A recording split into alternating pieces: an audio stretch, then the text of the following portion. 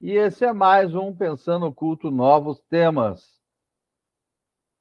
Caos Magic, ou a magia do caos, com o nosso simbolista, Arnaldo Lucchesi. Olá, Arnaldo, tudo bem? Hi Larry, how are you? Por favor, nos explique esse intrincado tema. Very well. Let's get started. About the origins of Chaos magic. The good old land of magic, England, gave birth to Chaos magic in its fertile soil during the 70s.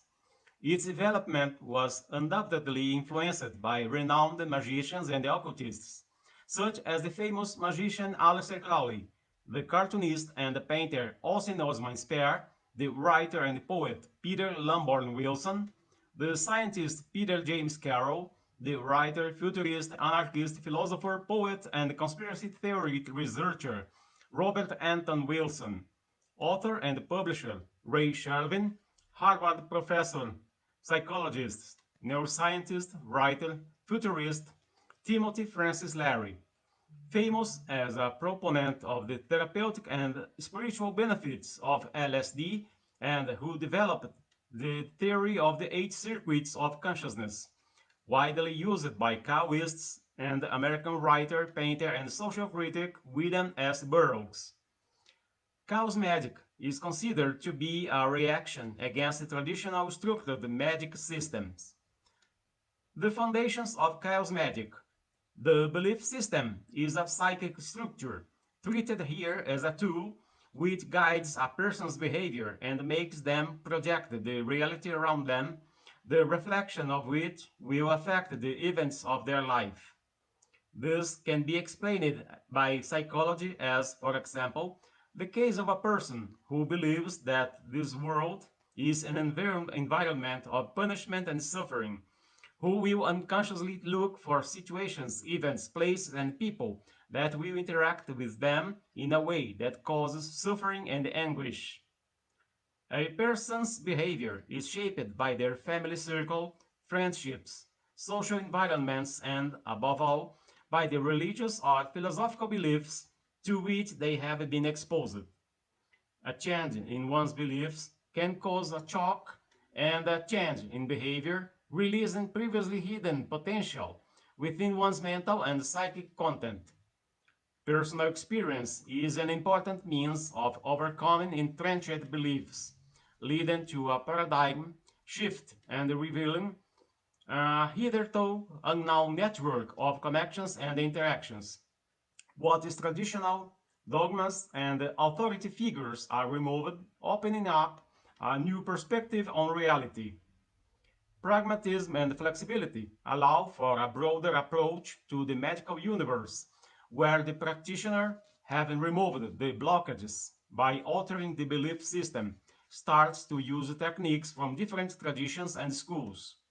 In short, the practitioner deprograms and reprograms himself, realigns his forces, and consciously and voluntarily determines the path to follow and the goal to be achieved.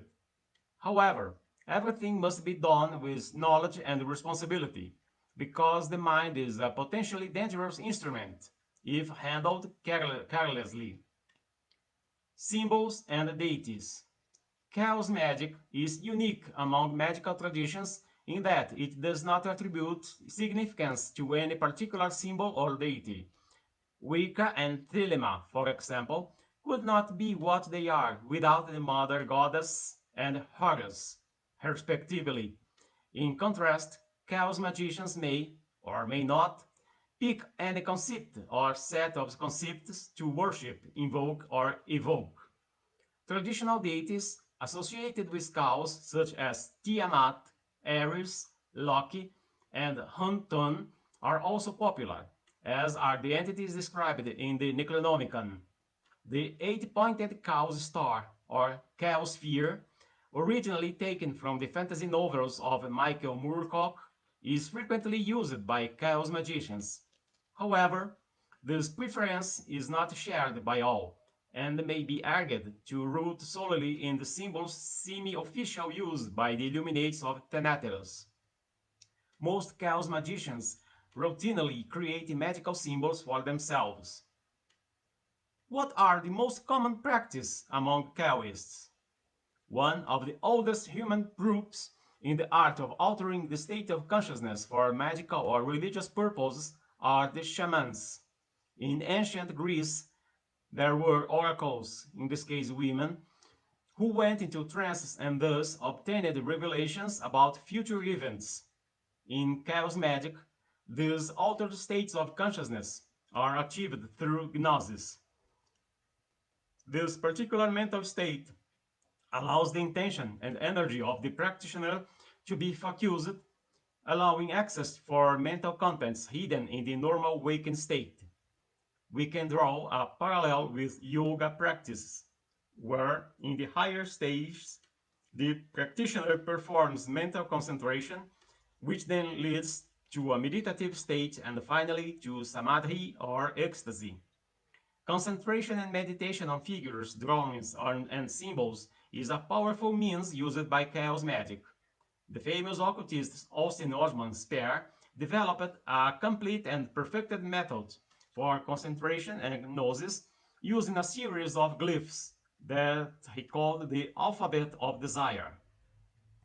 The magician produces a sigil, a graphics representation of his objective, which will function as a kind of server, which will create the conditions in the magical dimension, creating a model that will materialize and occupy the three-dimensional dimension, altering reality. This can be compared to the action of the mind in producing a psychosomatic phenomenon. Practically speaking, the magician declares his intention by writing it down on paper using the common alphabet. He then eliminates the repeated letters. This is precisely where his creativity, ingenuity, talent, and the magical ability come in.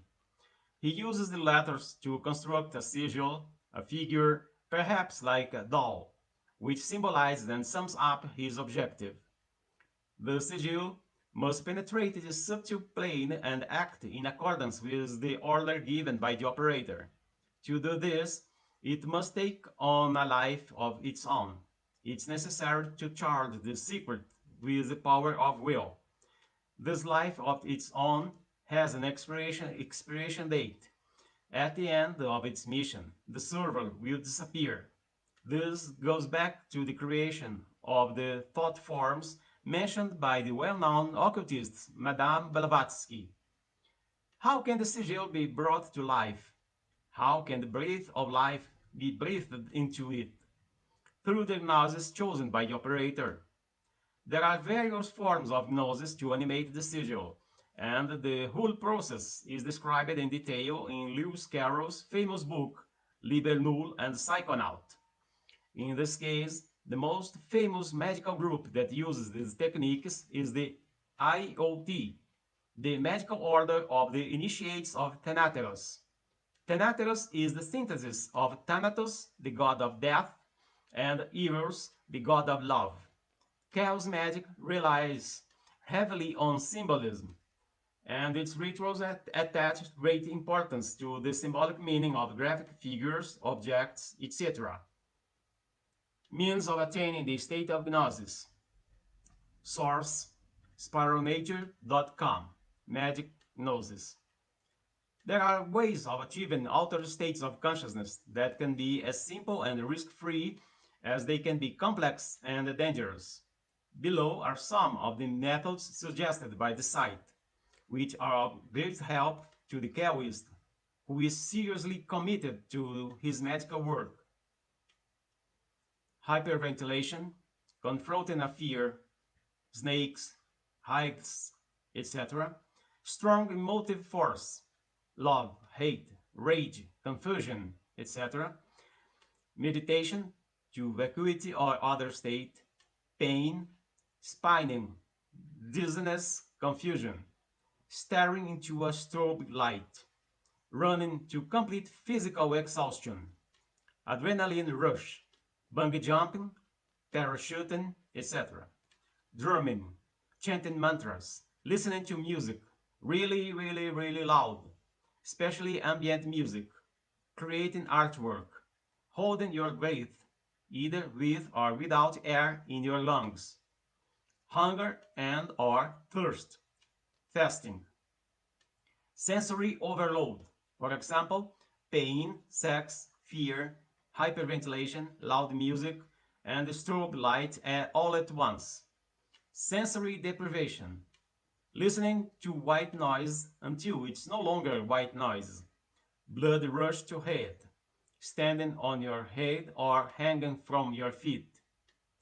Shamanic body postures. See the works of Belinda Gore and Felicitas Goodman. Sacrifice something you value. For example, donating something of sentimental value. Roller coasters works best if you keep your eyes shut. Gazing. Crystal balls, pools, mirrors, a random spot on the wall. Sleep deprivation. Aim for 5 days or more for best results. Martial arts, if you are willing to make a 10-year investment. Jumping through a bonfire, dancing. Possible links between chaos magic and quantum physics, except from the article Technology and Magic from Steve Collins. Source, Scan, Journal of Media Arts Culture. If we are artificial intelligence programs living in a virtual reality, then we should be capable of evolving a program feature that allows us to hack into the system control computer and reprogram things to our own benefit. A successful piece of hacking would be undetected by the system and would remain uncorrected. Sometimes an error caused by hacking may be corrected, but not before the ripples of its effects have caused the world to head in a subtly different direction. This is exactly how most magicians argue magic works. By Frater M. 1999.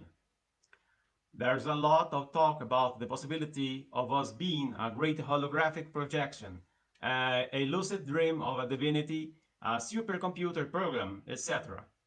Chaos magic is a surprising universe in that it deals with both ancient and unknown traditions and the most modern scientific theories.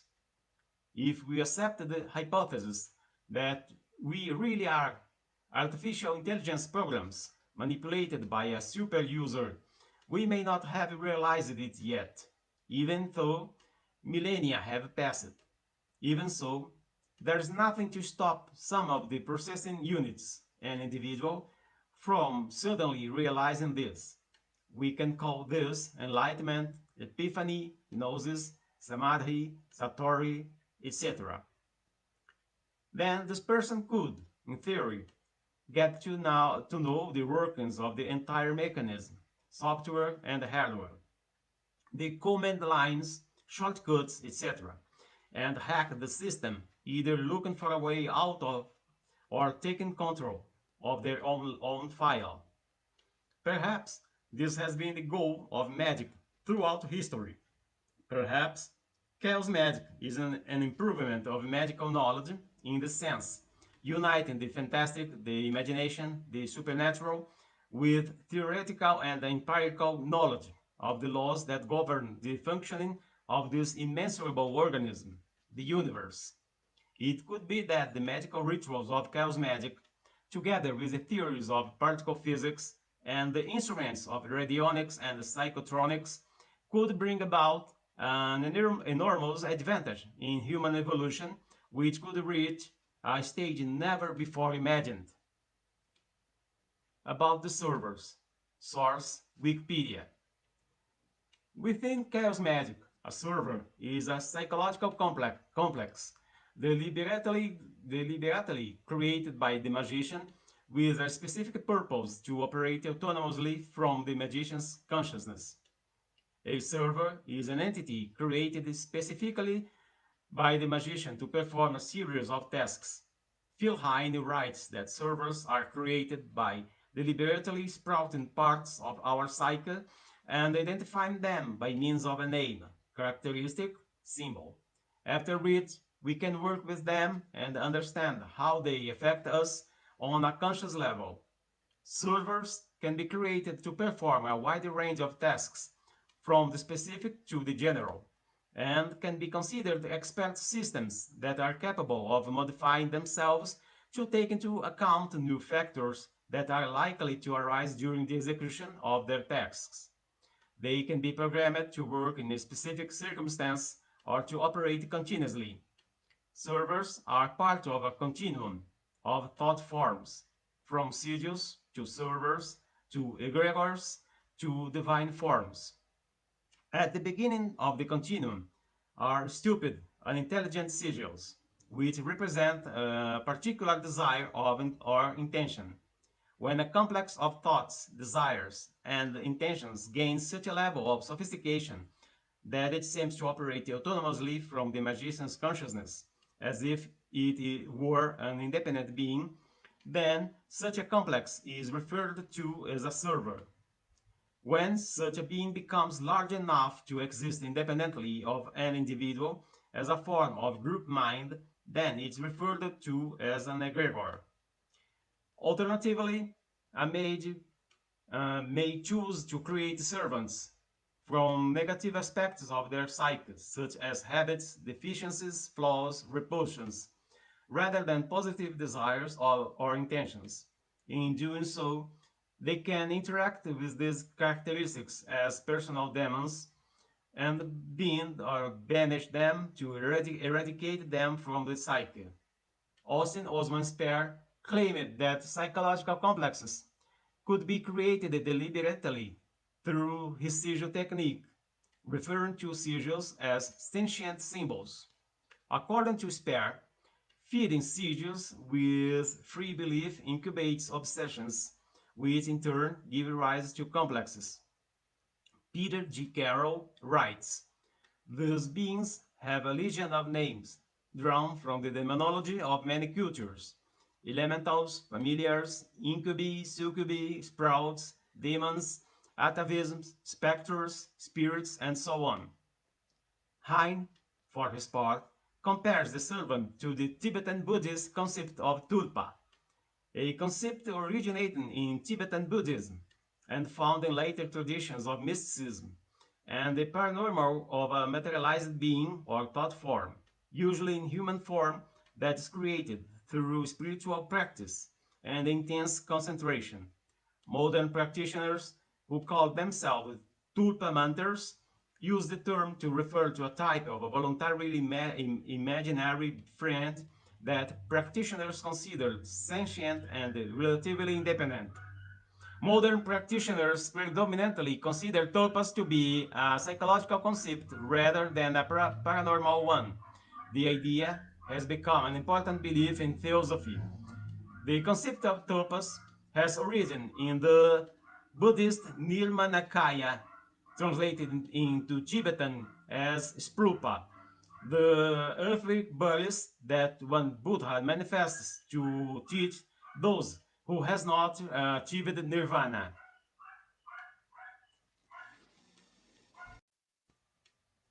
About the Kia concept. Within Osman Spare's medical system, Kia is a mystical concept, a kind of universal consciousness or unity, similar to the Tao. The concept was adopted by several other occultists, such as Kenneth Grant, and has been particularly influential in the Chaos Magic movement. The first reference to Kia appears in a painting exhibited by Spare in 1904 when he was just 17 years old. Spare conceived of Kia as a kind of universal mind, of which individual human consciousness are aspects. Spare further elaborated the concept in The Book of Pleasure from 1913. Practical use of servers. On the Chaotizacy website, we find Tommy Kelly's 40 servants, making up what can be described as a kind of a tarot or magic deck, where each card corresponding to a server has a link that leads to the procedure necessary to invoke it and start the being working to fulfill the request made by the operator. In fact, the procedure seems to me to be somewhat similar to the practice of Goetia, where one of the beings is ritualistically invoked and the magician makes a pact or commitment for the performance of that being, or even like the requests made by a faithful Christian to the saints and angels, making a commitment to pay the promise as soon as the request is granted. Below, I will comment on testimonials sent by practitioners to the Quora and Medium.com platforms. Comment on the testimony of Ramswarup Lakhera related to Quora. What are the benefits and dangers of chaos magic? Chaos magic is a form of magic that emerged at the end of the 20th century, which emphasizes experimentation, individualism, and the rejection of traditional beliefs and structures. Although chaos magic can be practiced in many different ways, it is often characterized by its focus on achieving specific goals or results through the use of sigils, rituals, and other techniques. Benefits of chaos magic. 1. Flexibility. Chaos magic allows for great flexibility and experimentation in medical practice. Practitioners are encouraged to discover what works for them and to develop their own methods of achieving their goals. 2. Empowerment. By focusing on the individual's willpower and ability to shape reality, chaos magic can empower and help individuals to take control of their lives and achieve their desires. 3. Creativity. Chaos magic encourages creativity and innovation in medical practice. Practitioners can use techniques or tools they find useful, and there is no fixed system or hierarchy to adhere to. Dangers of chaos magic. 1. Lack of structure. Chaos magic's rejection of traditional beliefs and structures can make it difficult for some practitioners to find a sense of meaning or purpose in their practice. Without a clear system to follow, it can be easy to become lost or overwhelmed. 2. Unintended consequences. The focus on achieving specific results through magic can sometimes lead to unintended consequences or negative side effects. Practitioners should be aware of the potential risks of their actions and consider the ethical implications of their medical practice. 3. Unpredictability. Chaos magic can be unpredictable and chaotic by nature, which can make it difficult to control or predict the results of one's medical practice. This unpredictability can also make it difficult to replicate successful results or learn from experience or learn from past experiences. Overall, the benefits and dangers of chaos magic depend on each practitioner and how they approach their practice. Although being empowering and innovative, it's important to approach it with caution and attention, and always consider the potential consequences of one's actions. Mitch Hack, when answering the question, "Can you practice chaos magic and be a draconic Wiccan?" states that practitioners of chaos magic consider themselves eclectic in the sense that the practice cannot be labeled and classified as one does when studying zoology, botany, and mineralogy.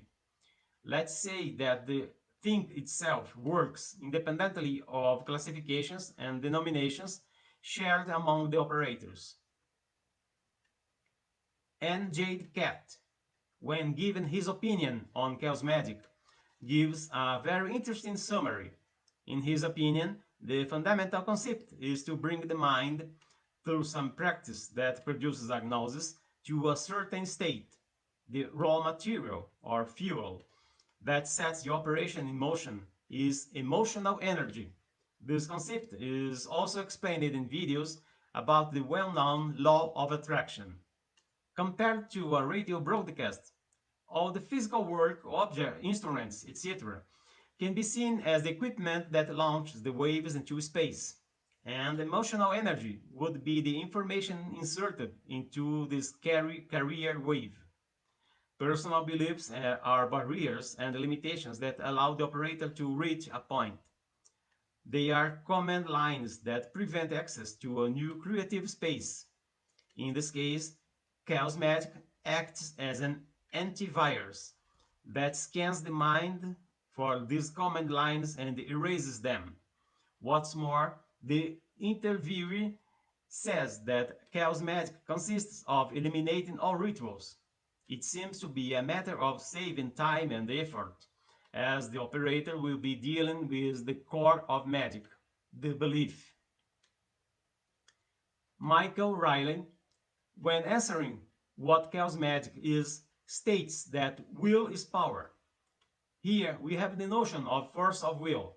He also interprets the chaotic motto, nothing is true, everything is permitted, as referring to the fragility of human society, which is always changing, building and destroying, and it's up to each person to find their own path.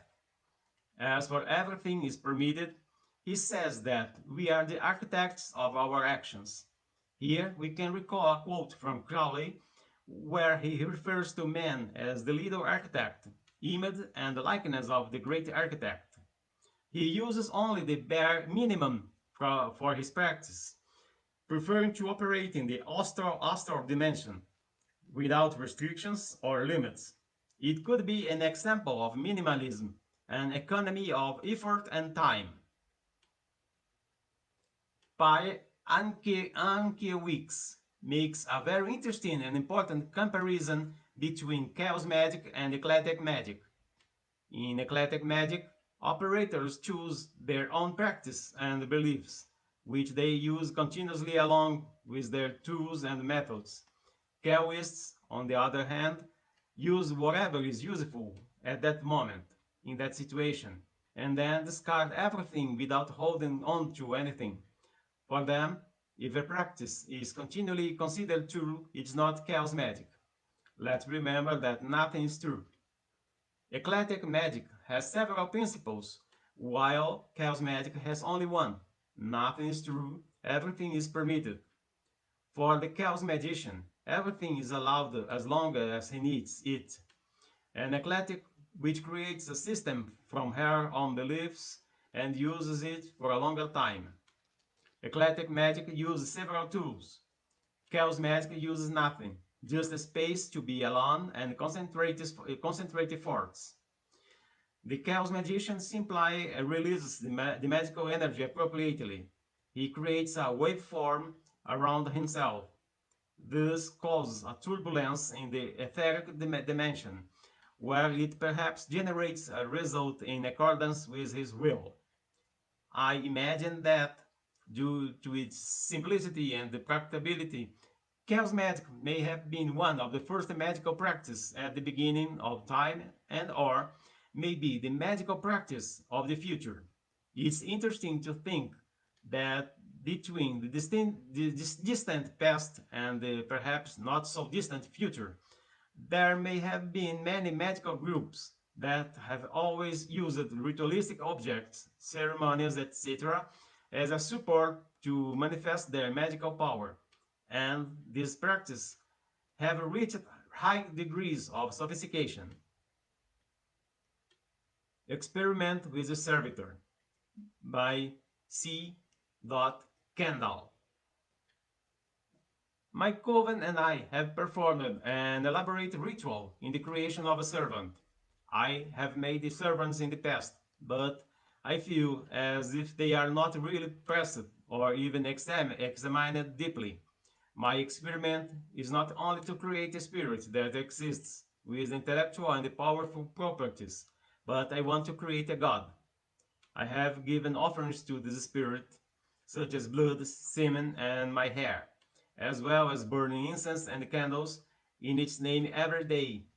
I've done more. I have a sigil made for him below. His appearance is that of a humanoid black jackal with blood-red moon eyes. He holds a golden staff with a golden orb.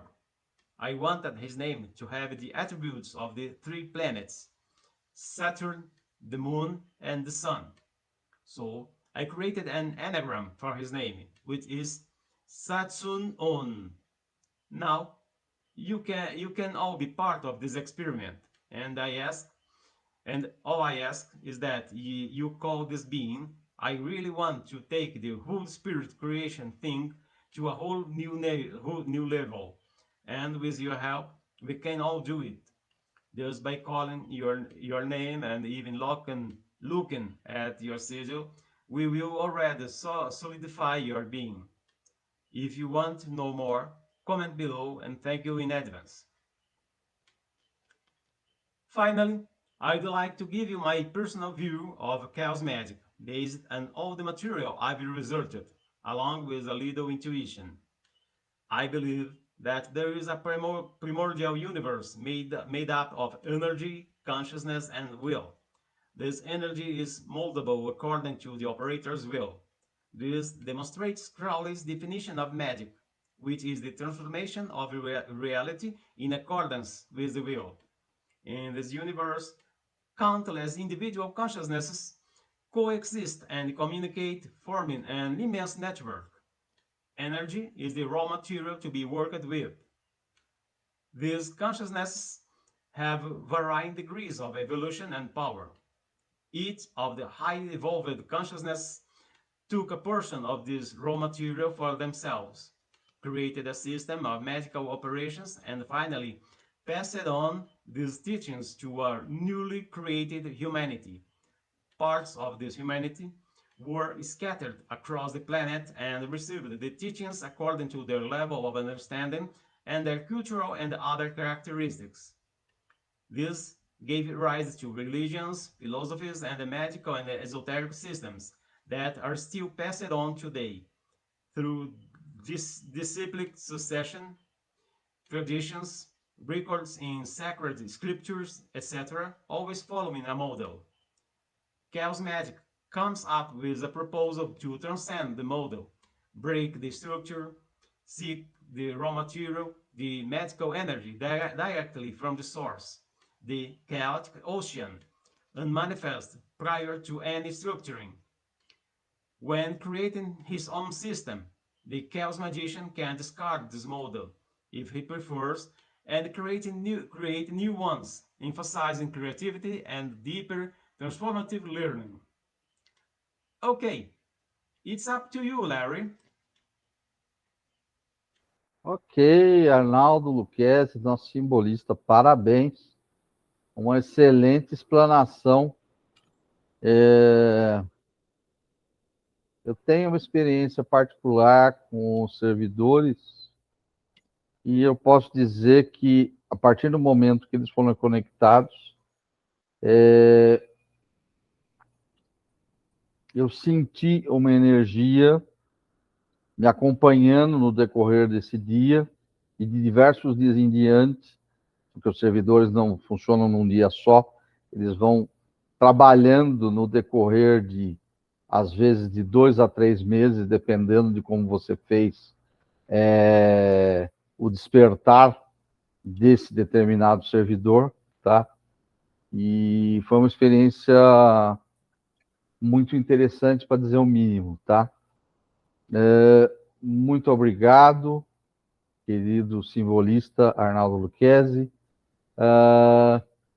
Fazendo uma homenagem a esta questão libertária da magia do caos, eu relembro vocês que continuamos com a nossa campanha para os 78 arcanos menores, criar uma história da imaginação de vocês, apenas com a iconografia, apenas com o desenho de cada arcano maior.